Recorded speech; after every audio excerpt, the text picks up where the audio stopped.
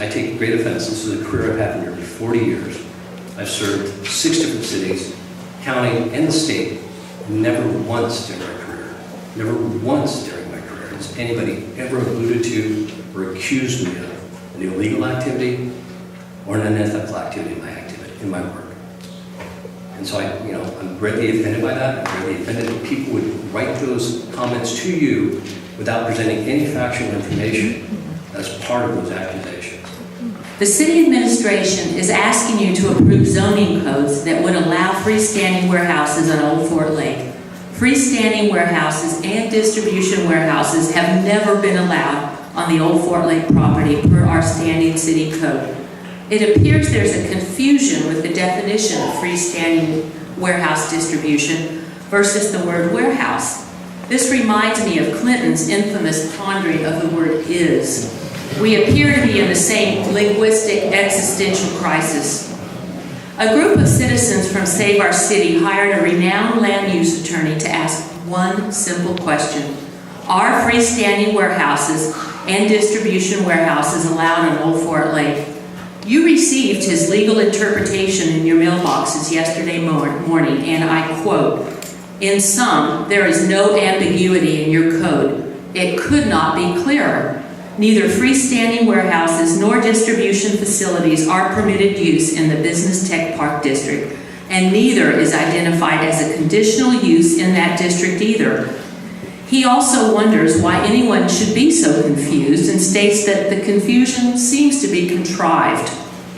The citizens have spoken over and over again. No freestanding warehouses on Old Fort Lake.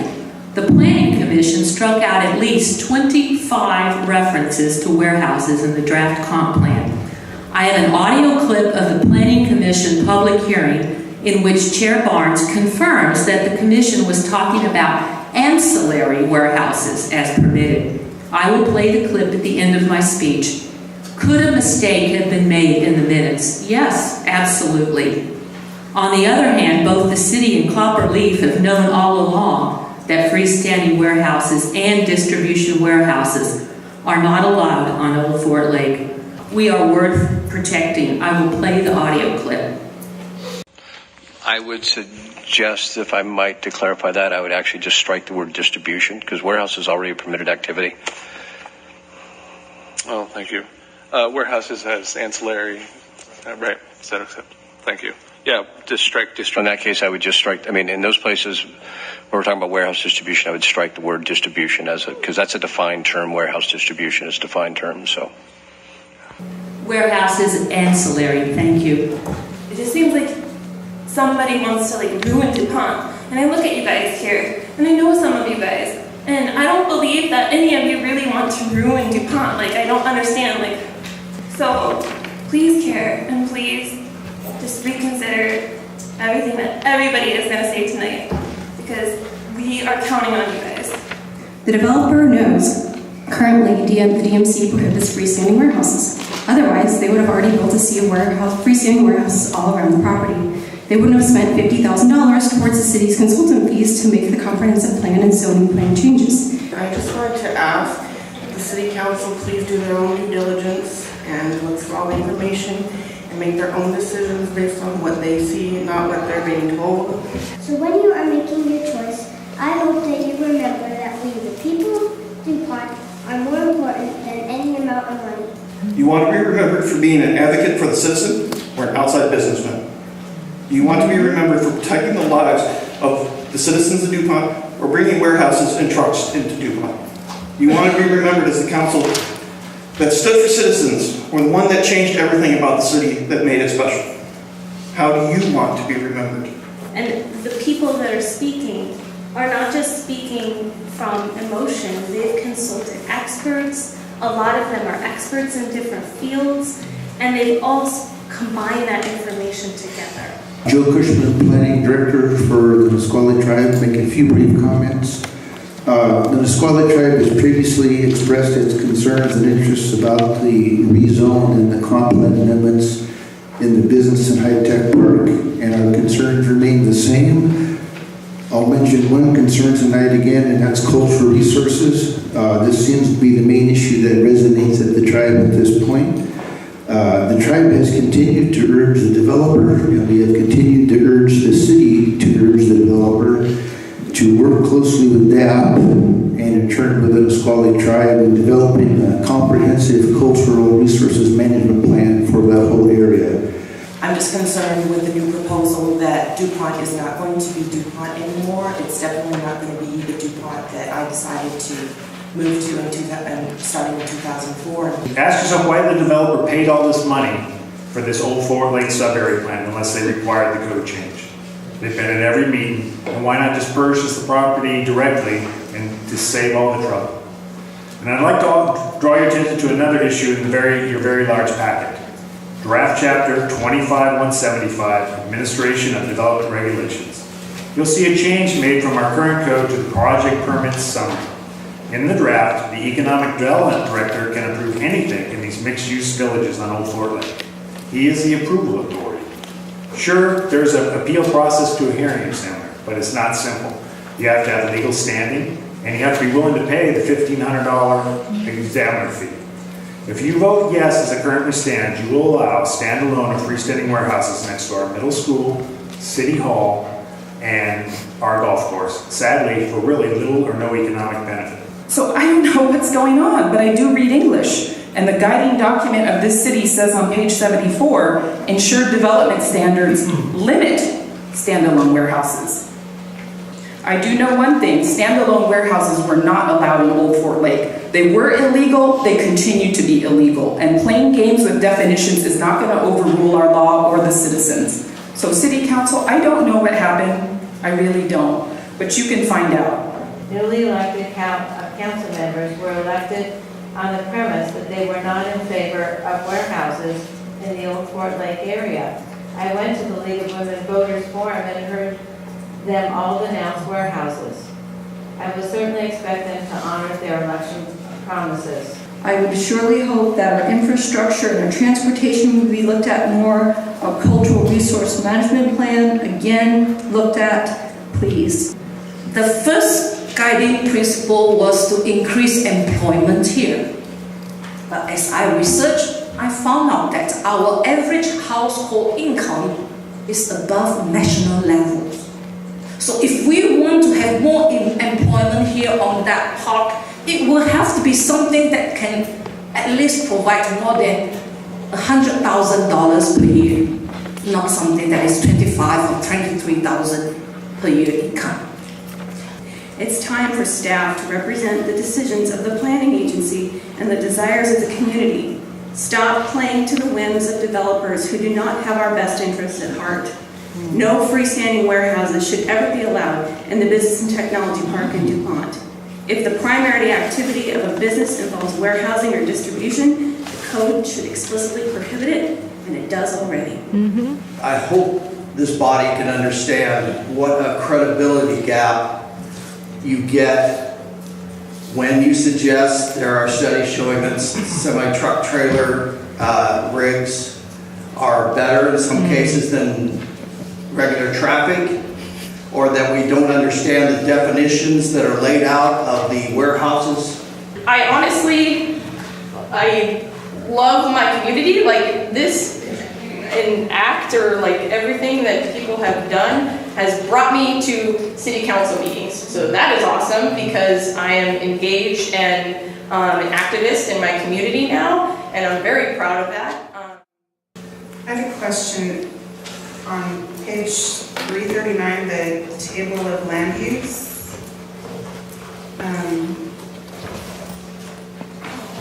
We've got light manufacturing with designation up to 200,000 square feet as permitted, and then over 200,000 square feet as conditional use.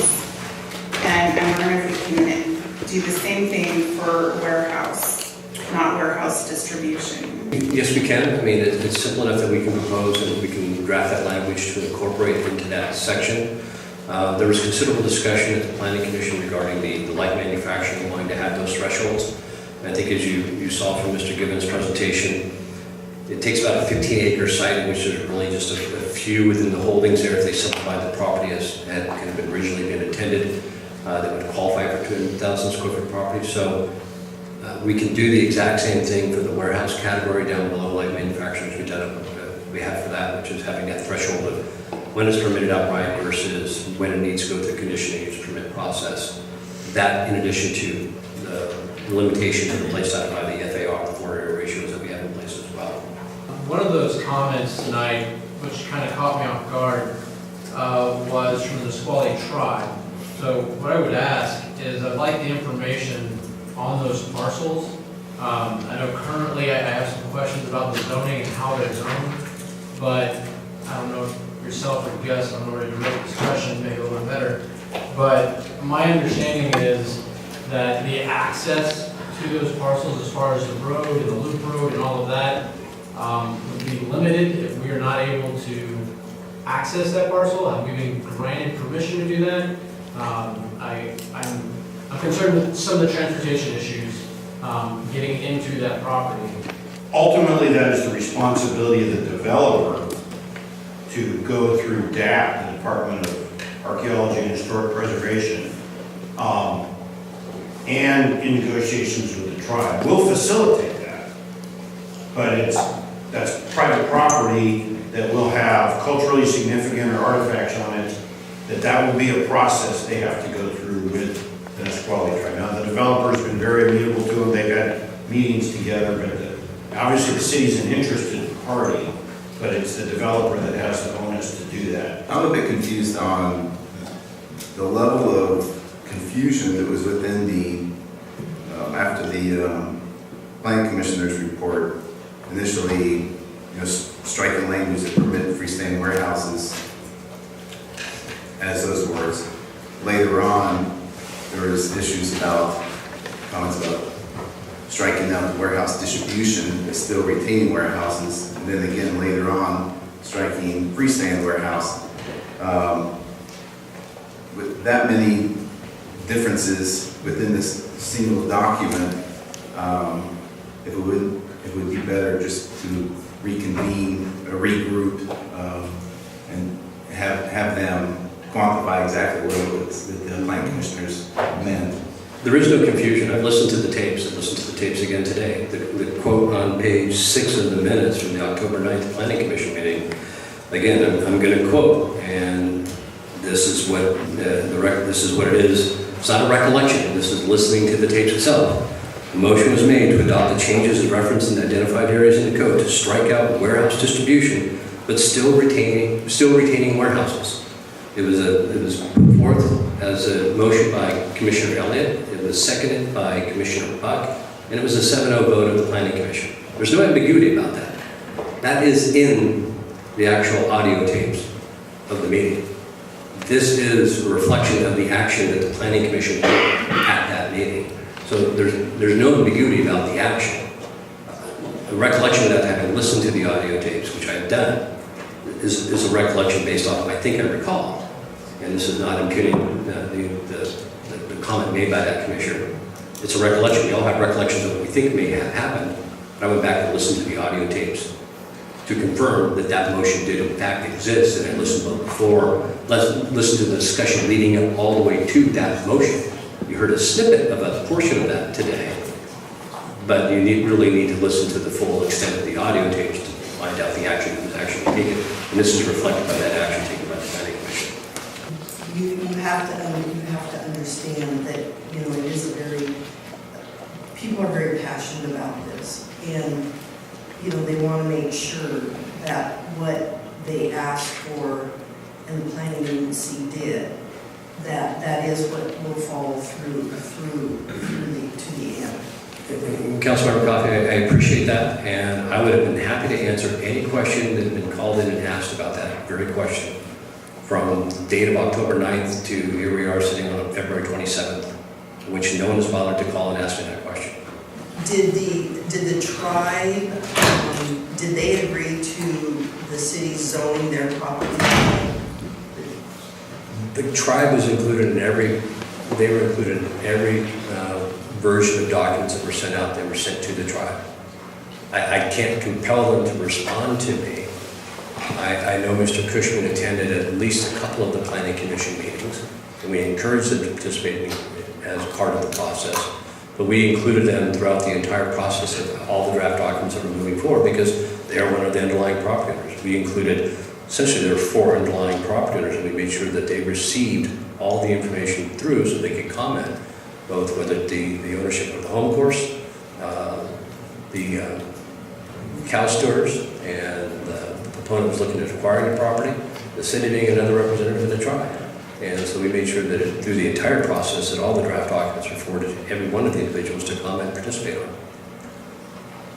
Okay, but so are you telling me that you did not receive any response from the tribe acknowledging that their property had been zoned as work-lived? As I mentioned, they did participate in several of the planning commission meetings and they were aware of what it was. I did not receive any comments saying, no, we don't want this.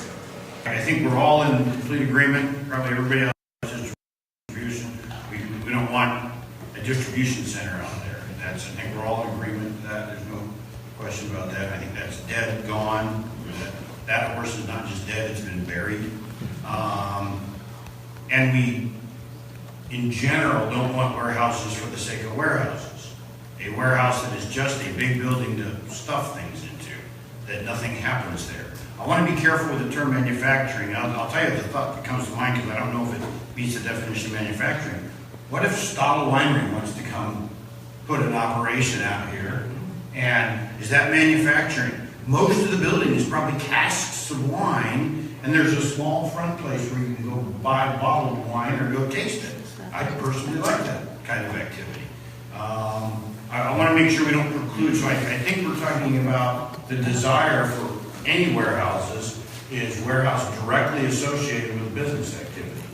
Whether you call it manufacturing or something else, but it's got to be a warehouse that directly supports business. It's part of it. And quite honestly, you know, you guys will have to vote on it, but I am leery of hanging our hat on freestanding because if I got the thing I'm doing right here and it's more business related to have the warehouse right next to it, but not part of the same building, I don't want us to hang on our own petard that we missed an opportunity because if I glued the 2 buildings together or put a walkway, I don't want to create a definition that has a loophole in it and doesn't get at what we want.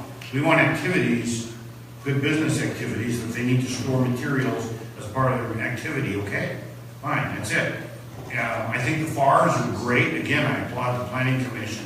The FARs are going to be the greatest protection we have. Those limits to the percentage of any given lot that can be built on.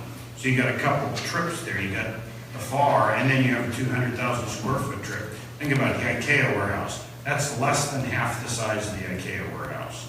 So that's what we're getting at in the largest buildings out there. So we're not talking the monster warehouses out there. We're talking small things.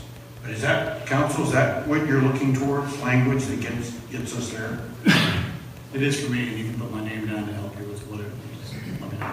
Is that the idea? At the present time, we're at a point where there's a lot of confusion, there's a lot of passion, there's a lot of angst about what's going on. We need to take the time to do it right. And if that means that we have to tell a developer that we're going to take the time to do it right, that's what we need to do. It's better to do it right than it is to do it haphazardly and too rapidly and having the community totally split.